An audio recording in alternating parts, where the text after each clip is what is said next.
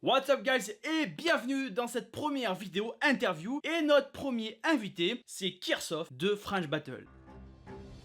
Je suis Vladimir Garounov, général-chef des forces de l'Europe de l'Est. Je suis le commandant de la garnison Odistan. La garnison Odistan a pour mission le développement et le positionnement de missiles stratégiques des Big Rockets contre les forces de l'OTAN et contre les forces américaines en Europe. Toutes les infos concernant French Battle, ses partenaires commerciaux et associatifs seront en description de la vidéo. Merci à vous, si vous avez des questions, n'hésitez pas à les mettre en commentaire, on y répondra avec plaisir.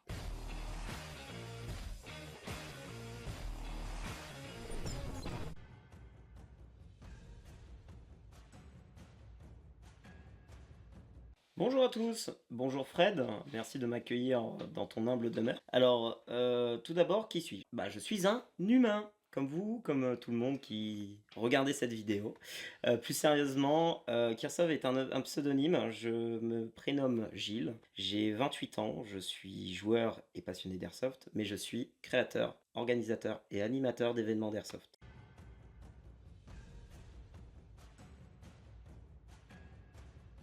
Alors, l'airsoft pour moi, c'est une passion devenue un véritable travail. C'est également un monde à part entière. C'est une activité où l'on fait des tonnes et des tonnes de rencontres. C'est avant tout une aventure humaine.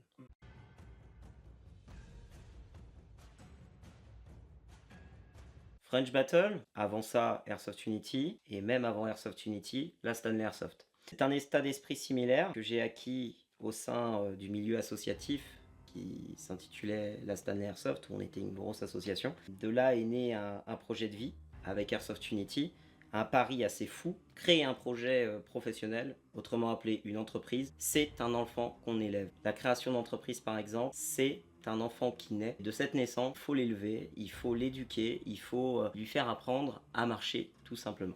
French Battle est un challenge quotidien permanent. C'est un moyen de mettre en forme toutes mes convictions, ma vision que j'ai de l'airsoft et surtout de ce que j'ai pu voir en France, mais aussi à l'étranger en Europe, comme sur Berget ou Border War. C'est également aujourd'hui une structure qui a encore beaucoup à apprendre et à faire.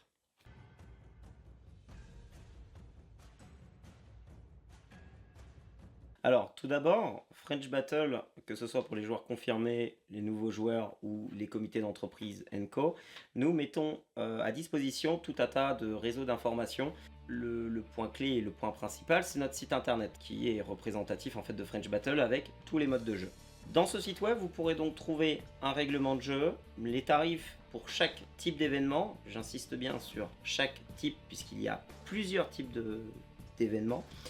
La billetterie pour pouvoir s'inscrire qui vous donnera accès à un ticket avec QR code de manière automatisée par email, comme si vous preniez une place dans une salle de théâtre ou de cinéma. Vous avez également la facilité d'accès à toutes les informations de French Battle, toutes les descriptions sur chaque mode de jeu. Vous avez également la possibilité de nous contacter et vous pouvez retrouver évidemment toutes les autres plateformes de communication, Discord, Facebook, Instagram, LinkedIn, etc.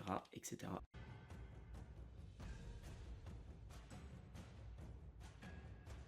Notre équipe French Battle a pour vocation de créer une French Battle. Pour ça, nous avons déployé plusieurs types de terrains qui sont des forêts aménagées, pas de mettre 2 bidons et demi dans une forêt, c'est plutôt de mettre des tentes militaires. Ça va être de construire des fortins, de créer des murs d'enceinte pour créer une reconstitution de base, par exemple. Nous avons également des terrains avec des villages de combat, que ce soit en dur, donc en béton avec un toit, ou que ce soit avec de la palette, de l'aggloméré, etc. Et nous avons évidemment des forts sur certains de nos terrains, évidemment. Chaque terrain est différent et a une identité et un style différent pour avoir une certaine complémentarité. Le but, c'est que d'un terrain à l'autre, vous puissiez trouver des différences et évidemment, il en faut aussi pour tout le monde et pour tous les goûts et tous les modes de jeu. Tout d'abord, on propose d'accompagner le joueur d'un point A vers un point Z. Et tout commence par l'initiation des débutants. Nous avons mis en place donc une formule pour les joueurs débutants qui n'ont jamais touché une réplique de leur vie, une FCP. Qu'est-ce que c'est? Une First Class Pass. Une formule comportant un format initiation et un pack de location pour quelqu'un qui n'a jamais fait d'airsoft. Le FCP, le First Class Pass, permet à un joueur d'apprendre toutes les bases de l'airsoft, la sécurité, comment s'équiper, recharger sa réplique, comment résoudre un problème de tir sur sa réplique, par exemple régler un bloc pop-up ou identifier un bourrage dans son canon. Voilà, donc on va vraiment initier le joueur à la bonne pratique de l'airsoft. En plus des packs de location, nous mettons en place aussi des tenues pour nos animateurs, comme des polos, des pantalons, mais aussi, et là je t'en présente une, Fred, des tablettes animateurs, où on peut retrouver donc toutes les fonctionnalités qu'aura besoin l'organisateur sur place, à savoir la billetterie pour pouvoir scanner les tickets QR code, comme si, mon cher Fred, tu allais dans un cinéma, tu sors ton ticket et la personne à l'entrée scanne ton ticket et du coup te permet l'accès. Et ben nous c'est pareil, et même encore pour aller encore plus loin, j'ai ramené un petit quelque chose. Donc mon cher Fred, je t'ai ramené également quelque chose, puisque nous mettons en place un système de contrôle d'accès nominatif et surtout numéroté. C'est-à-dire que chaque bracelet de contrôle d'accès, donc là par exemple pour un pass week-end dans le cadre où on fait les 2 jours, vous avez mon cher Fred, un numéro qui est attribué à chaque joueur. Et il y a 2 styles de bracelets, donc les bracelets numérotés et évidemment avec un code couleur. Évidemment, ces codes couleurs sont changés d'un événement à l'autre. Ce n'est jamais les mêmes couleurs pour éviter la fraude, tout simplement. On a pensé à ça, et le but étant d'identifier chaque joueur sur le terrain, pour des raisons de sécurité notamment, ou tout simplement pour lutter contre la fraude et la triche. Donc nous réfléchissons à tout un tas de systèmes pour rendre nos parties et nos événements beaucoup plus qualitatives, et ce, jour après jour.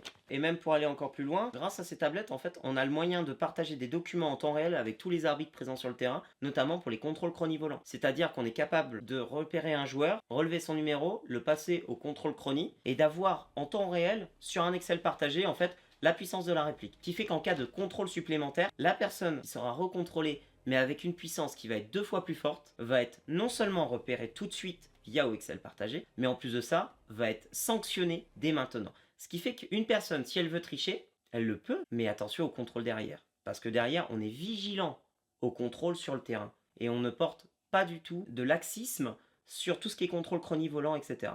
On apporte forcément le contrôle chronographe, donc on contrôle tous les lanceurs en début de journée, en joule et à l'habit de jeu, il faut le savoir, grâce à nos chronies X-Cortec X3500. Pour moi, une des meilleures versions de chronies qui puisse exister sur le marché, qui fonctionne très bien.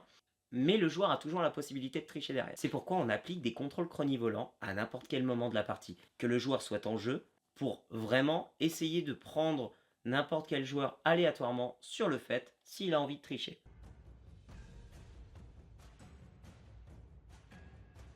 Pour tout ce qui est événement en plus du FCP, puisque nous ne faisons pas que ça, nous avons tout ce qui est format baratte. Qu'est-ce qu'une baratte? C'est un format de type dominical, dans les termes utilisés par les associations ou même par d'autres structures professionnelles. Pourquoi baratte? C'est un format un peu de bagarreur. Il faut pas lui mettre une connotation de guerre, de jouer à la guerre, mais plutôt un format où on va se retrouver entre copains un dimanche, avec des objectifs scénarisés, animés, avec du jeu de rôle, où on va s'incruster dans une escouade pour aller pousser sa faction vers la réussite d'objectifs, comme dans un jeu vidéo de type Call of Duty ou Battlefield. La bagarre! Exactement. La bagarre, ça c'est bon. Nous avons également 2 autres formats que nous produisons, donc les Super Barattes, qui est une extension de la baratte. La Super Bagarre, La Super Bagarre. exactement, qui là par contre n'est plus sur une journée, mais sur 12 heures. Donc avec un format nocturne et un format journée, pouvant aller aussi jusqu'à 15 heures pour les plus téméraires. Les plus bagarreurs. Et enfin, on a notre format final, Dark Rescue. Dark Rescue est un format vraiment à part entière. C'est un format immersif, roleplay, et surtout qui a une suite et une interaction directe avec le scénario. C'est-à-dire que chacun de vos gestes, de vos mouvements, de vos choix dans un scénario peuvent être décisifs pour l'avenir de votre faction, l'avenir de l'histoire et aussi l'avenir des autres événements qui viendront à la suite. Tout comme l'est une série ou une saga.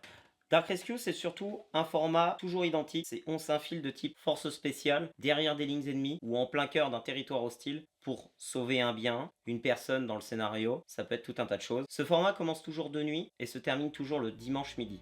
Il est particulièrement rude que l'on ne dort pas beaucoup. On est constamment mis à rude épreuve et surtout on ne tire pas beaucoup. Il y a des phases des fois de reconnaissance ou même de patience lors d'une embuscade par exemple, où on attend des heures, des fois sous l'eau, sans qu'il se passe la moindre action. Et là d'un coup, un convoi passe, un VIP passe, et là tout se déclenche. Toutes ces heures qu'on a attendues, en fait, se capitalisent soit en résultat, soit en victoire, soit en défaite, mais elles se capitalisent toujours à la fin, puisque l'objectif est là. Ce que je veux dire par là, c'est que ça n'a rien à voir avec une dominicale, c'est un format vraiment immersif. D'autres pourraient l'appeler le milsim. Pour moi, le milsim veut tout et rien dire. C'est un format immersif et roleplay, se tenant sur 12 heures, avec un format de nuit et de jour.